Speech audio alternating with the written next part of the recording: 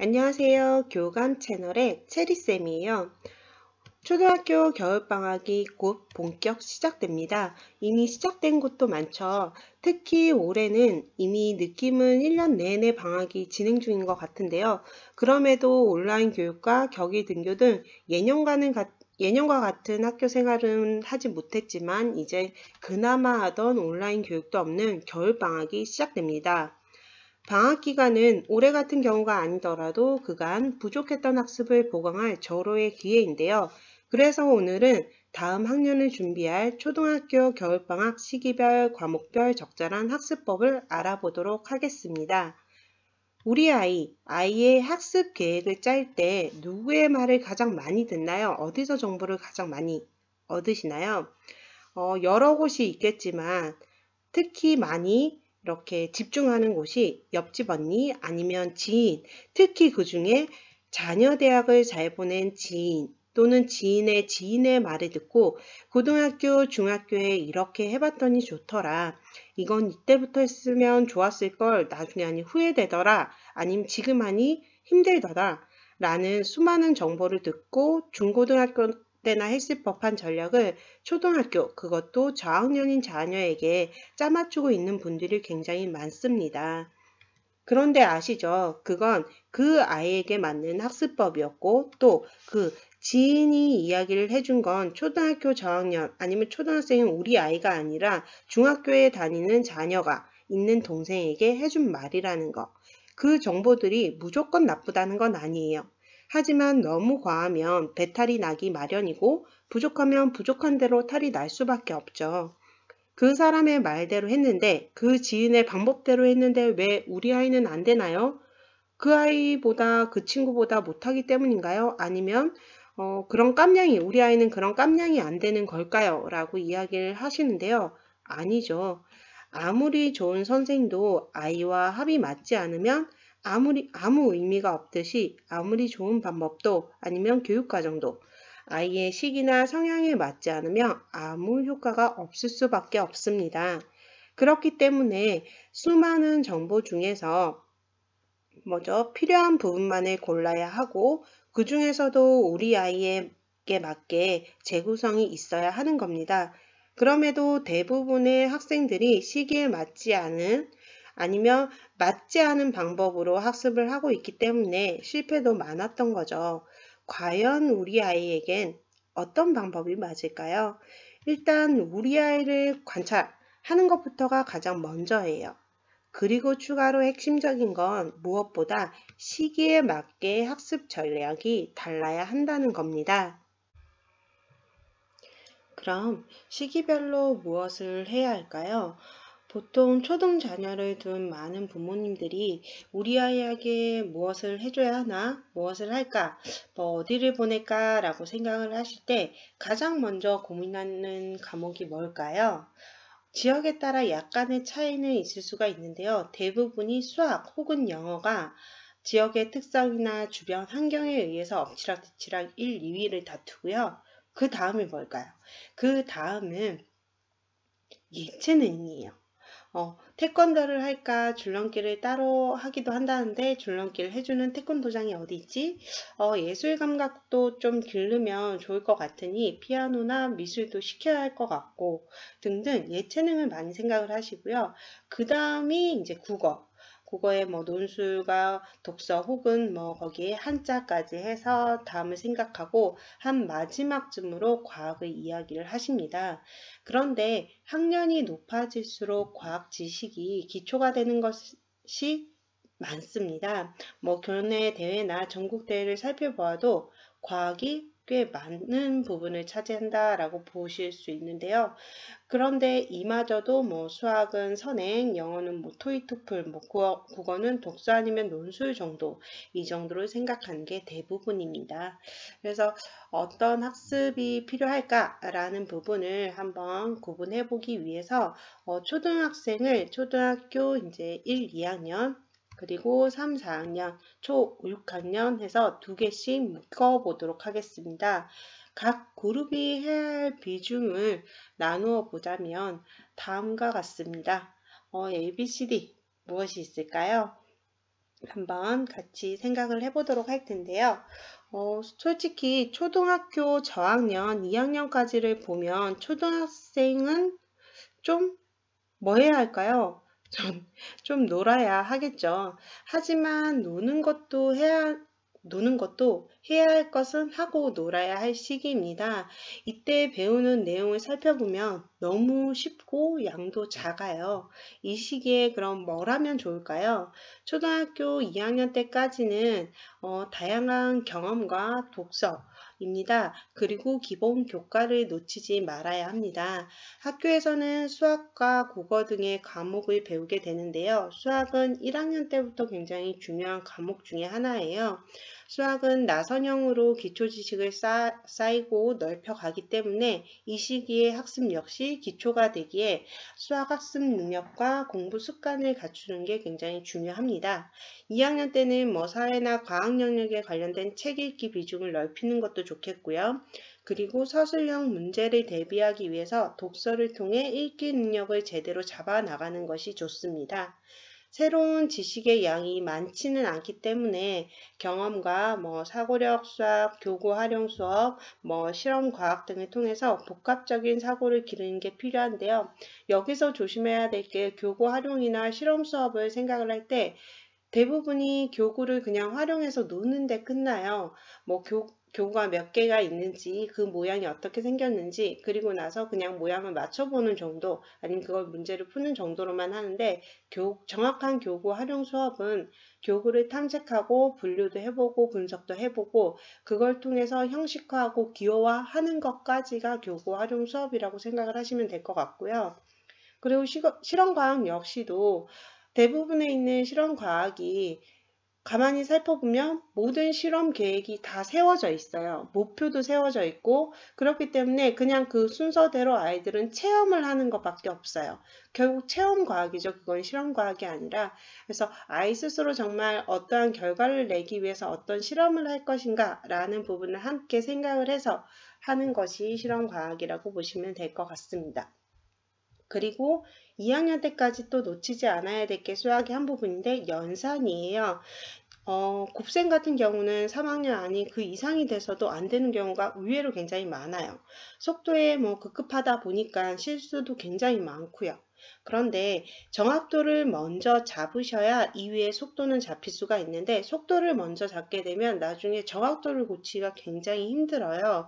그렇기 때문에 꼭 정확하게 아이가 계산할 수 있게끔 정확도를 먼저 잡고 그 다음에 속도를 잡으시기 바랍니다. 그리고 영어도 생각을 안 할 수가 없죠. 3학년 때부터는 영어를 배우기 시작하기 때문에 정말 적어도 그전에는 이런 영어 노래나 이런 것들을 통해서 배운다 하더라도 2학년 때는 알파벳을 꼭 알도록 하는 게 좋습니다. 양이 작지만 기본 교과의 내용을 충분히 숙지해야 하는 이유는 이때 배웠던 내용들이 밑받침되어야 3학년 학습을 진행을 할 수 있기 때문이라고 생각을 하시면 되는데요. 초등학교 3학년이 되면 본격적으로 초등학교 학습이 시작이 됩니다. 3학년부터는 수업 난이도가 올라가는 시기이기도 하고요. 과목이 늘어나게 되죠. 즉, 공부해야 하는 양이 늘어나게 되는 겁니다. 그래서 이 시기에 아이들은 기본 교과에 대한 완벽한 이해와 복습, 거기에 심화학습이 플러스가 되어야 합니다. 학습을 할 때 우선 교과서부터 차근히 이해를 해야 하고요. 설명하기 방식으로 이해하되 문제집을 요점 정리하듯이 복습하며 다양한 문제 해결로 훈련을 해야 합니다. 책도 많이 읽으면 좋긴 하죠. 그런데 무조건 많이 읽는다고 좋은 건 아니라는 건 알겠죠? 독서를 꾸준히 하되 스스로 학습 주제, 핵심 주제를 파악하도록 해야 하면서 또 모르는 어휘 같은 경우는 그때그때 찾아서 익힐 수 있어야 합니다. 학년이 높아지고 최근 문제 유형들을 살펴보면 질문이 길어서 해석이 안 되는 경우가 굉장히 많아요. 그래서 풀지 못하는 경우도 많고요. 모국어인데 당연히 초등 국어 정도는 잘해야 되는 거 아니야? 그러니 늦게 시작해도 되잖아 라고 할 수 있는데요. 갑자기 너무 양이 많아지고 어려워지기 때문에 기본적인 훈련을 이 시기에 한다라고 생각을 하시면 좋을 것 같습니다. 그리고 연 1, 2회 정도 정말 만화의 1회 정도 대회를 통해서 자신의 위치나 자신의 자기 스스로 내가 어느 정도 하고 있고 어느 정도 이해하고 있는지에 대한 평가를 해보는 것도 좋을 것 같습니다. 다음은 5학년입니다. 소위 고학년, 예비 중학생이라고 보면 되는데요. 보통 5학년이 되면 중학교에 갈 준비를 한다라고 생각을 해볼 수가 있습니다. 학교에서 제시하는 책들도 굉장히 난이도가 있고요. 어휘도 어려워져요. 국영수뿐만 아니라 준비에 따라서 목표에 따라서 과학까지 모두 중요하게 되는데요. 이 시기는 목표에 따라서 선행 정도 그리고 집중 과목도 달라집니다. 특목 자사 등을 원한다면 목적에 맞는 산출물도 준비가 되어야 하고요. 그렇기 때문에 이 부분은 나의 목적에 맞춰서 아니면 나의 목표에 맞춰서 어느 과목을 더 집중적으로 아니면 어느 정도의 선행을 해야 하는지를 파악을 해보시는 게 가장 중요합니다. 그러면 국어 같은 경우는 어휘력이나 문장 독해력, 맞춤법, 사자성어의 속담까지 어휘 용어가 굉장히 어려워지기 때문에 꼭 짚고 넘어가야 하고요. 수학은 소위 수포자가 또다시 발생을 하는 거죠. 4학년 때도 한번 있다가 분수의 연산과 도형 등이 나오면서 한 10명 중에 4명 정도는 수학을 포기한다라고 합니다. 사교육 걱정 없는 세상의 설문조사를 따르면 고등학생은 10명 중에 6명이 수포자라고 하는데 초등학생도 10명 중에 4명은 벌써 수학을 포기하는 학생이 있다는 거죠. 굉장히 안타깝죠. 어쨌든 초등학교 고학년이 되면 상위권 학생과 중위권 학생이 약 2대8 정도로 구분이 된다라고 해요. 그러니 80%에 속해 있는 학생이 그 20%의 상위권에 올라가는 게 당연히 불가능한 건 아니에요. 그죠? 그렇지만 그러기 위해서는 현실적으로 실천 가능한 공부 난이도와 학생에 맞는 분량을 찾는 게 굉장히 중요합니다.